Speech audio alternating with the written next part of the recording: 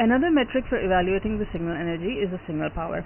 And so the signal power is basically the average signal energy over a particular time interval. So when we evaluate the average power of the signal, we take this over a particular time interval, we measure the energy over a particular time interval, and then we divide it by the time over which we measured it, and we evaluate it as this time interval tends to infinity. अगर तो हम एक periodic signal के लिए ये काम कर रहे हैं, so we can replace that equation by the time from when the signal period starts and the time when the signal period ends. यानी we evaluate for a periodic signal, we evaluate the signal power for one particular period.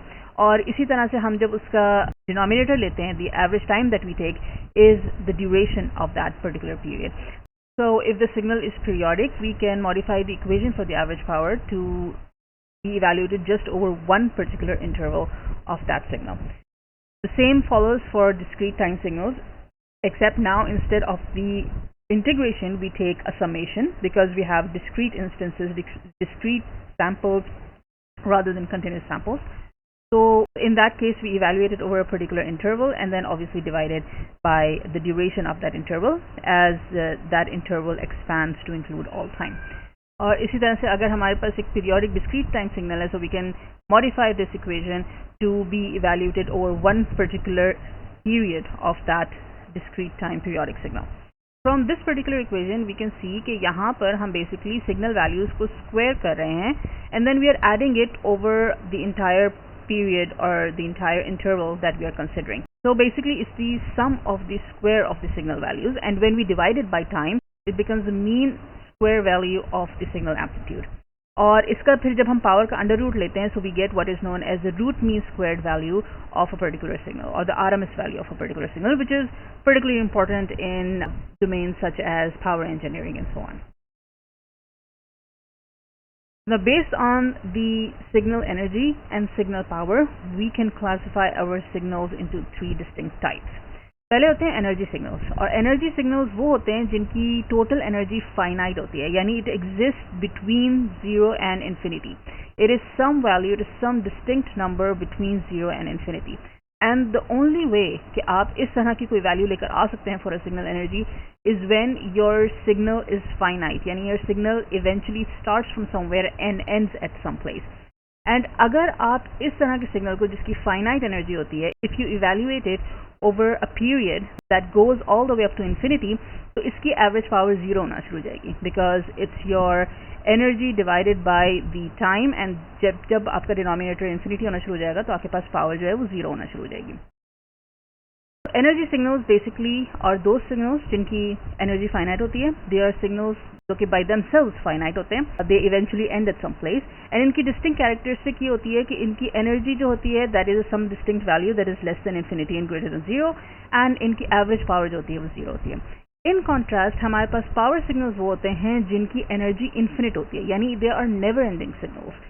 They start from infinity and they continue on till infinity. And इनकी average power जो होती है that is some distinct value between 0 and infinity. इनका distinct aspect ये है कि they have infinite energy and they have a signal power that is some distinct value which exists between 0 and infinity. So they are never ending or infinite signals and they have finite average power. And the third class of signals is basically signals which are classified as neither energy nor power signals. यानी कि ये कि इनकी energy भी infinite होती है और इनकी पावर, एवरेज पावर भी इनफाइनाइट होती है. These are signals that keep growing, such as a ramp signal which starts from somewhere from minus infinity and keeps on going all the way up to infinity, and it is represented as x of t is equals to t. So as t tends to infinity, x of t also tends to infinity. So these type of signals, the exponential signals, which are basically represented as a growing exponential signal essentially, which is basically represented as something like this, वो भी आपके पास जो होता है वो neither energy nor power signal होता है. जो आपके पास white thermal noise होता है, random noise होता है, which is infinite basically, that is also neither energy nor power signal because उनकी energy भी infinite होती है, उनकी power भी infinite होती है. So we have three distinct types of signals. We have energy signals with the finite energy and zero power. We have power signals with infinite energy and finite power, and we have signals which are neither energy nor power, which have both infinite energy and infinite power. So what are the applications of these type of signals? What are the applications of energy signals or power signals? Well, energy signals are basically used to detect transients, pulses or bits or data or impacts that happen within signals that essentially change the shape of the signal and represent some sort of a variation in the standard. So they are used for detecting events such as spikes in signals, such as in ECGs. अगर आपके पास अब normal ECGs आई हैं तो वहाँ पे कोई spikes हैं आपके पास और समथिंग ऑफ दैट सॉर्ट, उधर आपके पास यूज़ होते हैं. इसी तरह से साइज्मोलॉजी में वो यूज़ होते हैं to evaluate the total energy of a seismic wave या अर्थक्वेक, या मैकेनिकल वाइब्रेशंस में वो यूज़ किए जाते हैं to determine the potential for structural damage to buildings. आपके पास रेडार्स एंड सोनार्स में वो यूज़ किए जाते हैं to detect short pulses of the echo that we receive back to evaluate how far or how large an object is. They are used in medical imaging such as MRIs and ultrasounds, जहाँ पे आप basically total energy decide करते हैं pulse की to ensure कि आपकी image भी clear हो लेकिन आपके पास biological damage कम से कम रहे. And they are used in digital communications as well, especially in identifying if the data transmission was correct, if there was some sort of an error during data transmission, and so on and so forth. Likewise, जब आप power signals की बात करते हैं तो they are used for continuous ongoing signals and they represent the strength of the signal.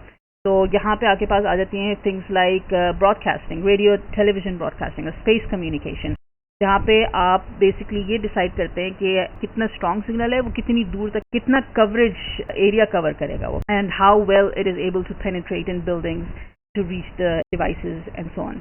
इसी तरह से सेल्युलर नेटवर्क्स होते हैं जबकि आपके cell phones they measure the signal power of the communication signal, and अगर वो पावर आपके रिसीवर की सेंसिटिविटी से कम हो जाती है, your phone now knows to search for a tower that is closer to connect to.